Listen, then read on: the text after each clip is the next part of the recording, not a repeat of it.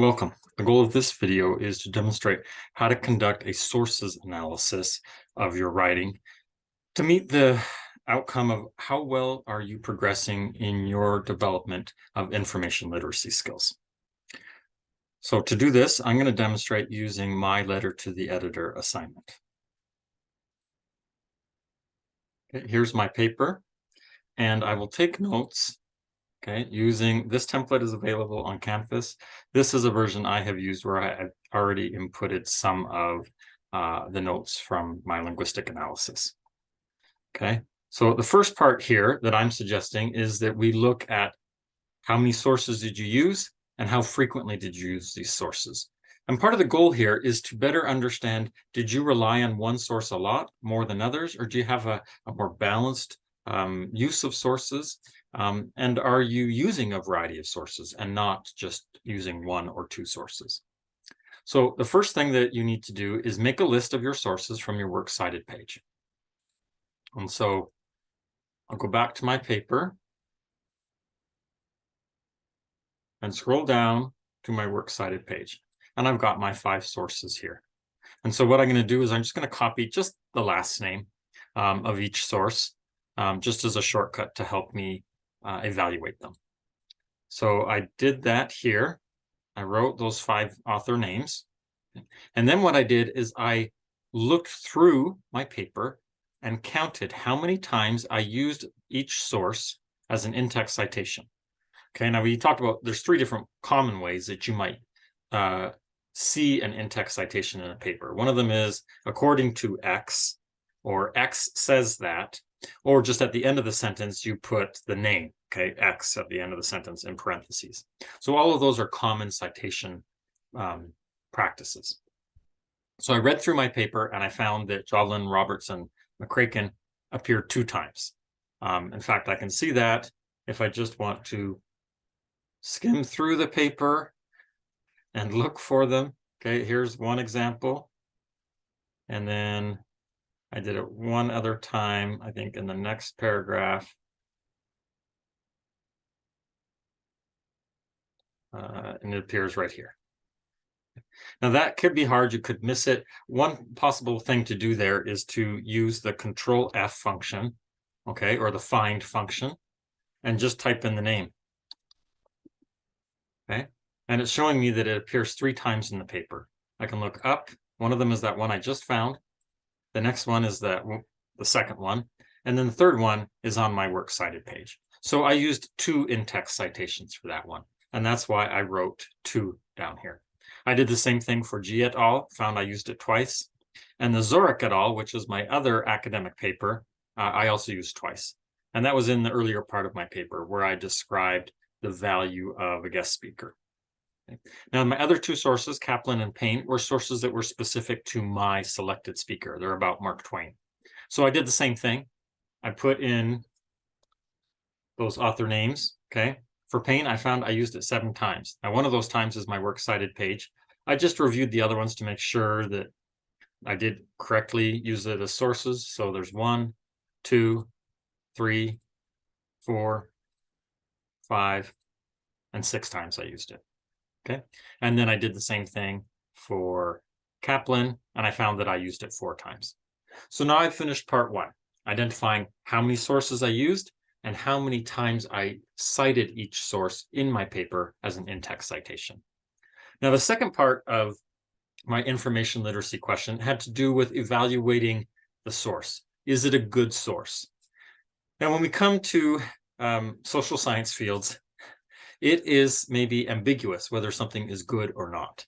And so what we need to do as a researcher is to define what we mean by good. And so one way to do that is to determine the criteria that we will use to judge something. And so I'm using 2 criteria. This is the same 2 criteria that I have used throughout the semester as we talk about evaluating sources. So the first criteria is author expertise. And the second criteria is whether the source is research-based or opinion-based. And so that's how I'm determining if a source is good for academic purposes. There's other ways you could determine good: the date, the reputation of the author or the source, or other kinds of things. But I'm just going to focus on these 2.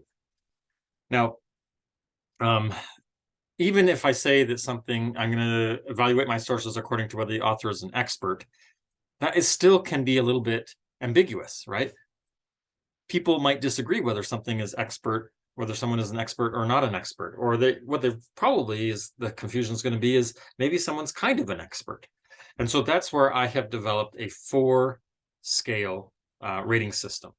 So if someone is clearly an academic expert in the topic, they have advanced degrees in the field, they work in that topic area, I'll rate them as a 4.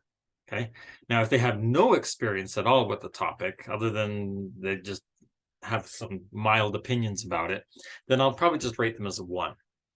Then I have a 3 for someone that I think knows quite a bit about the topic, but maybe doesn't work in that field, doesn't have advanced degrees in the field. I'll give them a 3.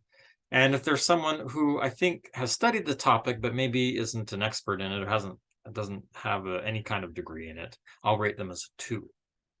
And so that's my rating system I'm using for expertise. Now, I'm also going to use a system for the research versus opinion evaluation. And again, I'm going to use a 4 system. 4 means that the source uses citations to academic research. So it has academic citations. And when you look at those references, they are also academic sources. I'll consider that a 4. That's very academic. A 1 means it has no evidence whatsoever. It's just someone talking about their opinions, okay? Or their personal experience, maybe. Now, if something is a 3, I'll give it a 3 if there are references, but those references don't connect to purely academic sources. Maybe they're just referencing other casual sources like news articles or blogs on the internet or something. Okay? And I'll rate it as a 2 if there's some attempt to connect their ideas to other ideas, like maybe news media, newspaper articles, but not formal citations. So I'll give that one a 2. Now, if there's anything where I've ever come across something where I feel like, you know what, I don't know how to rate this, I don't know anything about this author, there's no information about them, then I'll just give them a 0. Okay, a 0 rating would be I just don't have any information, I can't make a decision. And so I've done the same thing. I copied my list of authors again. And then with author expertise, all of my sources, now I knew that Joblin Roberts, G et al., and Zorich et al. Were all written by university researchers. And so they're experts in their topic. I rated them all as 4. Now, my other 2 sources were the writers who wrote the books about Mark Twain. And so I had to do some internet searching about them. I searched for this fellow first. I searched for his whole name. I found a couple authors that have that name. I had to find the author. I had to read each article and find the author so I could verify that it was the one who wrote about Mark Twain. And I read about him. He's a university professor, teaches English literature, and he has written many books about famous English authors. So I rated him as a 4 because it's clear that his life work, his career, his advanced education are all about studying authors, including Mark Twain. So I felt comfortable giving him a 4, especially because he wrote a whole book about him. Now, Payne, I researched that one. This is an author who also wrote a book about Mark Twain, but he was a contemporary of Mark Twain, so he's quite old, whereas Kaplan is still living. Payne knew Mark Twain and attended lots of live events with Mark Twain. He's written lots of books during Mark Twain's life about Mark Twain and published letters and speeches that he wrote. So I definitely felt like he was an expert as well. So I rated him as a 4. And then it came to research versus opinion.